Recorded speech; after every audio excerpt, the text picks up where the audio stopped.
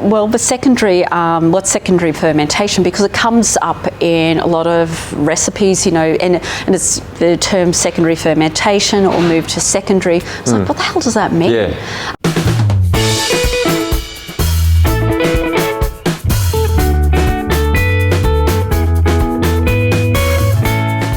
Hey, Joel here. So, secondary fermentation. What is it, and do you have to rack your beers to a secondary fermenter?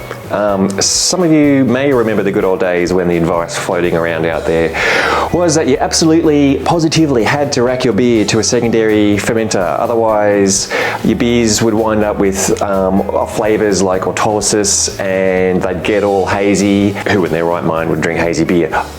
Nonetheless, that was the advice floating around out there. Well, the topic came up during a live stream recently while we were lucky to have Helen hosting. So let's cut to that as she explains. The term secondary fermentation or move to secondary, it's like, what the hell does that mean? Yeah. It's because I'm not doing a secondary fermentation, I'm not throwing other yeast at it, but what it actually is, it's a term used for the practice of moving the beer, basically when the primary active fermentation is complete, it's moving the beer from all the trub and the rubbish that's actually sitting on the bottom of your fermenting vessel.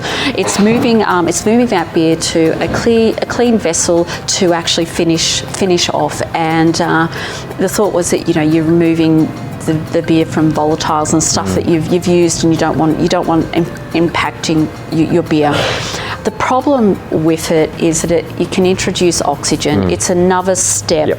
I've never found any discernible difference in quality because I have done it both ways, because everything is actually sunk down to the bottom, and it's quite inert. There's not much activity unless you get in there and you're actually shaking and agitating your fermenting vessel.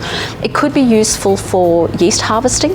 So if you want to do your dry hop in the secondary, that allows you to actually harvest your yeast, which is actually still a valid a valid reason why you would do it. I no longer do it. Joel, you no longer? No, I stopped. And Joel, did you see any difference in the quality of your beer when you stopped doing it? They stopped being horribly oxidised. I know that. I was a serial racker for a while there. Probably you and I were coming up in home brewing around the same time, and as you were saying, the advice that was floating around there has changed, and I was actually causing more problems than I was solving by doing it. At best it does nothing. At worst you're actually introducing oxygen and staling your beers. So I tend to recommend not to do it these days. Unless you enjoy it, and if it's working for you, keep doing it. And you might have done some experiments and found in your brewing setup that you get better results. I have a nice big fridge where I can cold crash, and that actually removes anything that's still in suspension that I don't really want. Like all the yeast, that actually suspends it out. And just talking about the cold crashing, if you want to see the impact on what cold crashing does to your beer, take some beer from your fermenter before you cold crash it, or if you're not cold crashing, take some beer from your fermenter and put it in the fridge for a day and see what actually sinks out to the bottom. That's what's happening when you're cold crashing. You're getting rid of bits and pieces that you don't want to actually be drinking. So, there you have it. Do you have to rack your beer to secondary? No. You're better off just cold crashing if you have the means to do so, and then bottle or keg straight from the primary fermenter. You run the risk of doing far more damage to your beer than racking supposedly solves. But look, that's our opinion. Anyway, what's yours? Are you a reformed racker? Are you as disgusted by the process as apparently I am? I never knew I had these emotions inside of me. Or maybe you vouch for racking, maybe you've got a really good reason for doing it.